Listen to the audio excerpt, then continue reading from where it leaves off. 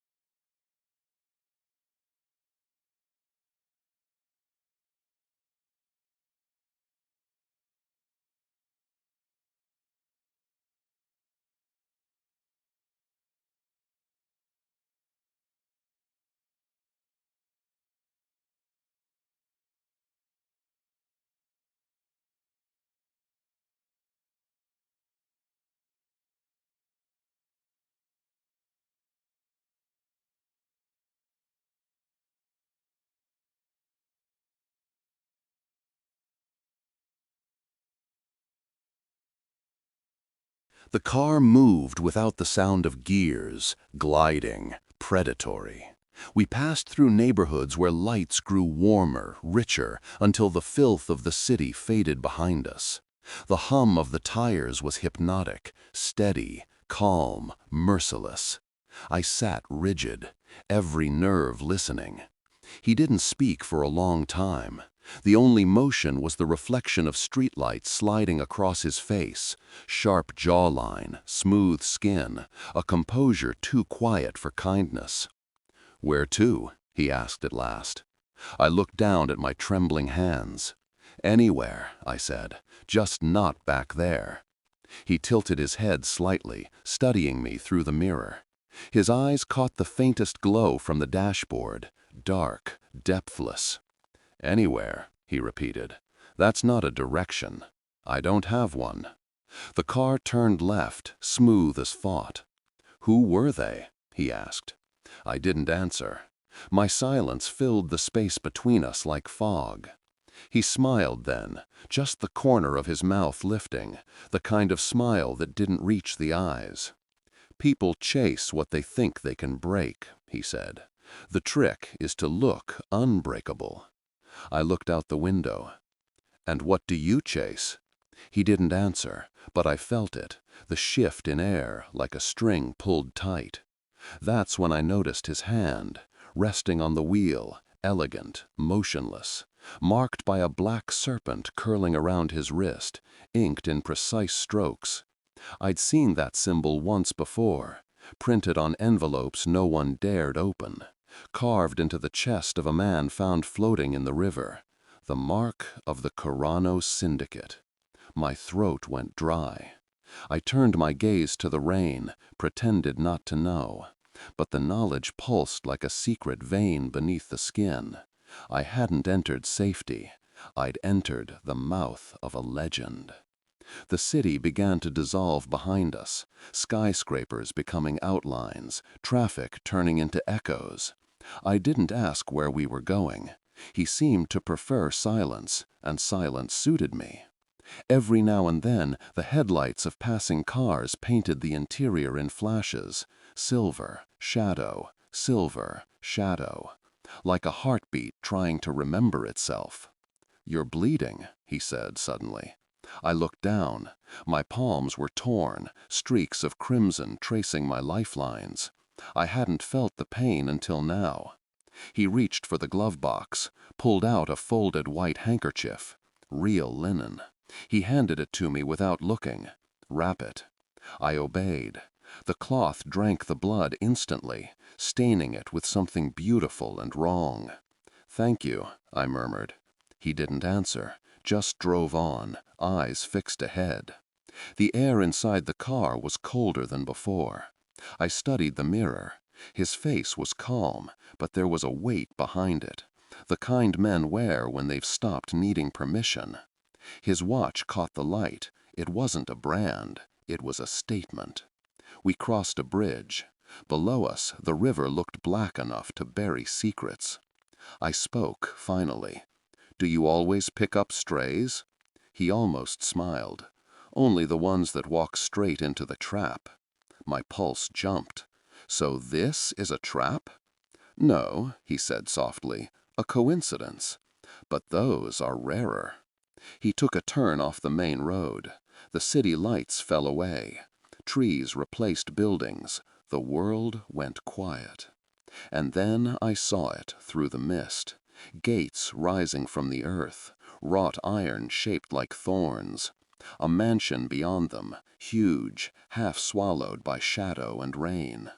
The gates opened on their own. The car slid through. When we stopped, he stepped out first. Opened my door like a gentleman from an old photograph. "Come inside," he said. His tone wasn't a request, it was gravity. The mansion was the color of secrets, black marble, silver veins, windows reflecting only darkness. Inside, everything glowed softly, candlelight under glass, fireplaces that burned without sound. Every surface gleamed. The air smelled like polished wood and danger disguised as perfume. He led me down a long hallway lined with portraits, faces that looked expensive, proud, and slightly dead. The carpet muted every footstep. We reached a study, walls of books, a desk large enough to conduct wars on.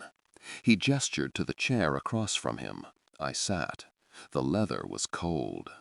"You know who I am," he said. I met his gaze. "I think so." "Then you know what I could do to you."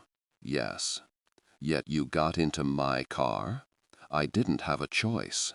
"There's always a choice."